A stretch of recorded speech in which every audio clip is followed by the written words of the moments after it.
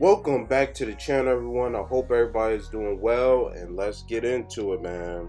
So, Invincible season 3 came out, and so far I've seen the latest episodes, which is up to episode 4, I believe. And so far, it's pretty decent. Of course, they have some parts where, like, I don't agree with, like, why is Mark traveling to the future, which we don't know. I don't know like what they whole plan is in terms of like so far watching the season. I don't know where they're going with this, but I do still appreciate the animation design, and the of course the fight scenes. They have amazing fight scenes, and but as far as like the story, I don't particularly know where they go. Of course, like the main issue is the Viltrumites, right? So you got the alien dude trying to put together a team to fight against the Viltrumites, like trying to create a resistance against the Viltrumites. So far, we learned that the Viltrumites is not really an army. It's less than 50 of them, which was mentioned in episode 4. So they have a better chance at getting bigger numbers, but the Viltrumites are basically like Superman with all his abilities and none of his weaknesses. Of course, the Viltrumites, they do have weaknesses to certain things, as far as what was explained in the previous season with Mark in those whole what do you call it, those books that he had. He came to the conclusion that every hazardous things in those books are a weakness to Viltrumites. And if you don't know what I'm talking about, then watch the previous season. But yeah, they do have weaknesses, but they haven't gone into really like deep, what do you call it, like deep explanation of what specifically weakens Viltrumites.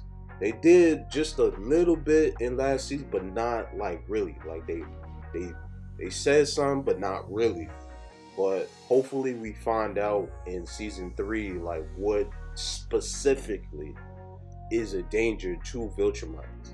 And I'm honestly excited about they brought back Battle Beast. I think that's his name. The white tiger dude that's like really strong, who almost, unalive Mark in I believe last season or the first season.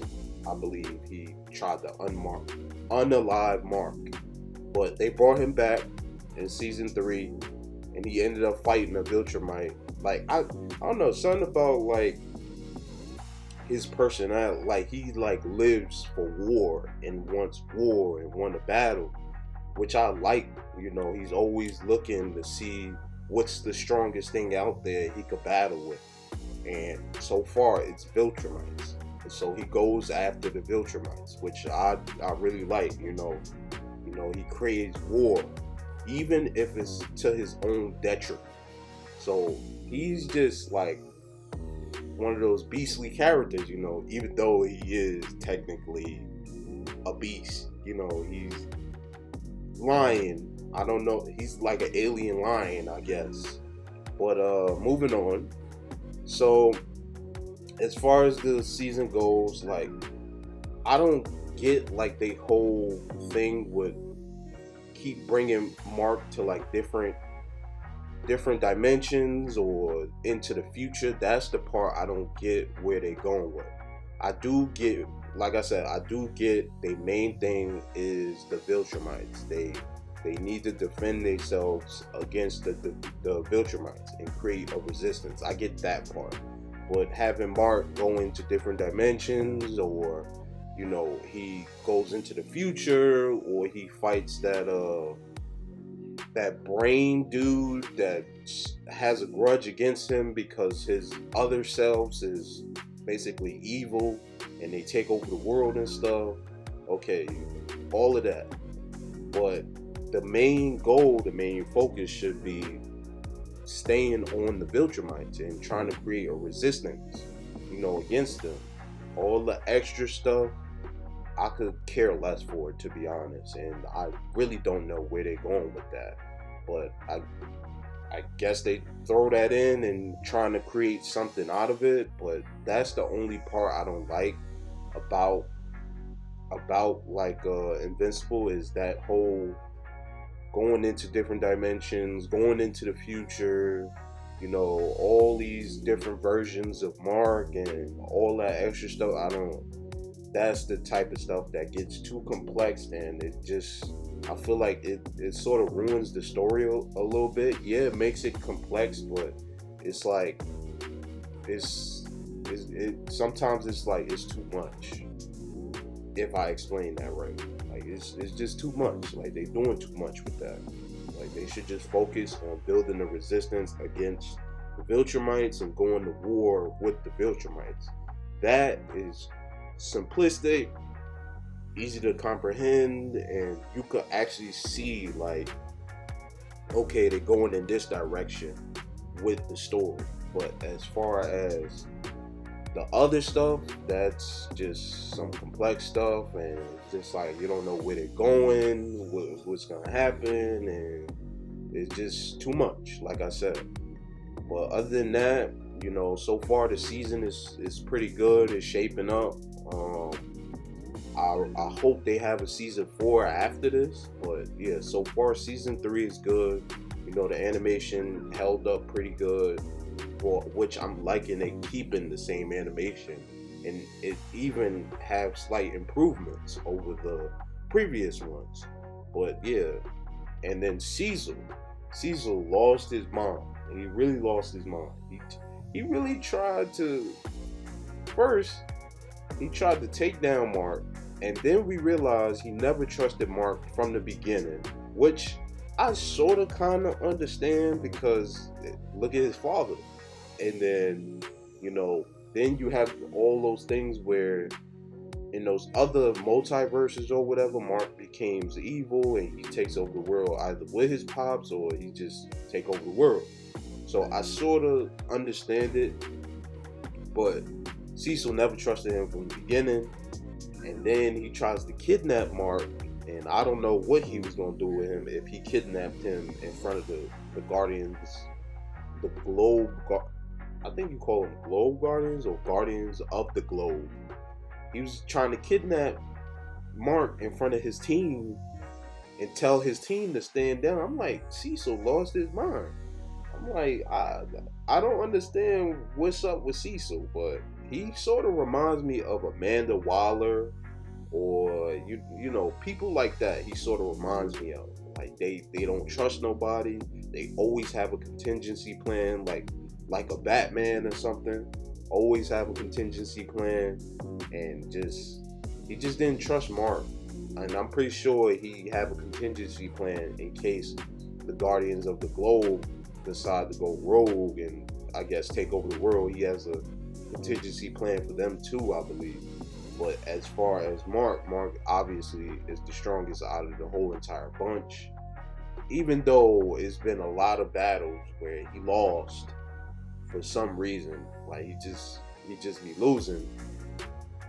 But despite his losses, he still is the most powerful hero on that planet. So I could understand why Cecil feels how the way he feels, but he did some snake stuff. I ain't even gonna lie. He snaked him. He snaked him. He put like, I don't know, like a radio signal in his head to try to fry his brain. I'm like, yo, Cecil messed up. He did all that after Mark then got beat up by his pops. He came, he did the surgery on him and put that in his head, which is messed up, to be honest. So I can understand why Mark felt the way how he felt and don't trust Cecil anymore, because Cecil never trusted him in the beginning in the first place, which is just all messed up. And then, the Guardians of the Globe, they split up, and then we find out the duplicate girl, I forgot her name, the duplicate girl, she's still alive. We all thought she perished, so she went in hiding and got engaged to whatchamacallit. She got engaged. I can't think of the name. I be forgetting stuff. Like I could just watch something and then forget little parts or like forget people's names because I be trying to remember it right off the spot.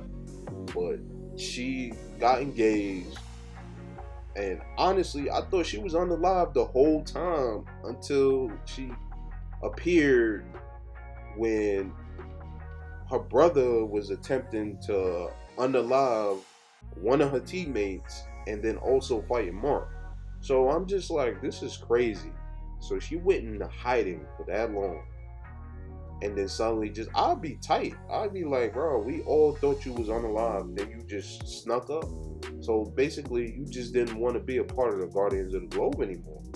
Is that what it is? Like you didn't care for nobody's feelings that they thought you was gone and then you just appeared out of nowhere? That's messed up. But it's just a lot of things that's been going down. I hope I didn't spoil anything for anybody. I hope y'all all are caught up just like me. So yeah, but it's been interesting so far, and I hope they continue, you know, with the simplification part of this season. And I hope it turns out to be a good season. I don't know, I forgot how many episodes they're releasing, but I hope the last end of the episode they don't leave us on a cliffhanger or nothing, and we could just conclude the entire season, and then they come out with season 4. But yeah, it's just been interesting and how the way they moving about things, and I just can't wait until the ending of season 3, and I get to see the conclusion of this season, and hopefully, like I said, hopefully we could get a season 4. But yeah, with that being said, we got other reviews on this channel. Based on those reviews, you can take a look at those animes. And we also have reactions on this channel, and based on those reactions, you could take a look at those animes as well. And I'm out.